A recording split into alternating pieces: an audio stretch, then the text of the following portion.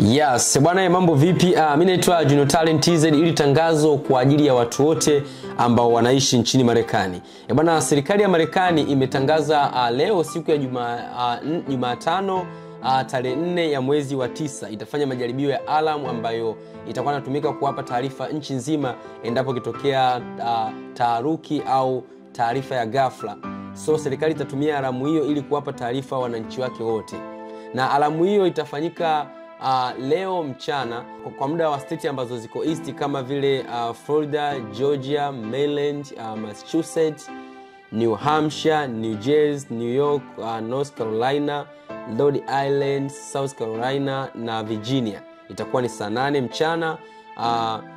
Kwa state ambazo ziko central itakuwa ni saa 7 mchana. State ambazo ziko central kama Oklahoma, Texas, Minnesota, Iowa, Missouri, Arkansas, Louisiana, Wisconsin, Illinois, Michigan, Indiana, Ohio, Kentucky, Tennessee, West Virginia, Mississippi na Oklahoma itakuwa ni saa 7:20 ya mchana siku ya Jumatano.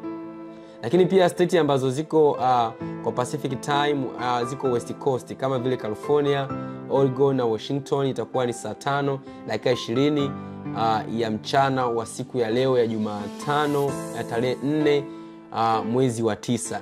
Kitu ambacho tunatakiwa kufanya ni kuzima vile vifaa vyote ambavyo vinatumia signal kama vile TV, radio na kadhalika. Unaweza ukashangaa kwenye nyumba yako ukashangaa TV inapiga kelele au radio, ni kawaida kwamba ni ya majaribio ya alamu ambayo yanafanyika. Sasa naomba mjulishe na mwenzako. Asanteni sana. Pia tutakuwekea video hapa ambayo inaelezea zaidi kwa maelezo zaidi. Asanteni. Mimi naitwa Junior Talent kutoka TV za kupendwa, SNS na Vipaji TV, na hii ni nchi ya Marekani. Asanteni. This thing going to do on our phones? It's going to make your phones loud and go off. Not only your phone, but your TV, your computer, your radio. Anything that receives a signal will be going off tomorrow at 1:20 Central Time. This is across the entire United States. That does include Hawaii as well as Alaska. So it's 1:20 Central. That's making it 2:20 Eastern. Regardless if your phone is on silent or do not disturb, it will go off. The only way it will not go off is if your phone is turned off. So please be mindful, especially those of you that might be in a domestic violent situation and you have a go phone. You've got an outline phone to the outside world. I want to make sure that your abuser does not know that you have that phone, because your safety is a priority. If you know someone that potentially could be in a domestic violence situation, please reach out to them to make sure they are in the know. But everybody's phones will be going off tomorrow alongside computers, radios and...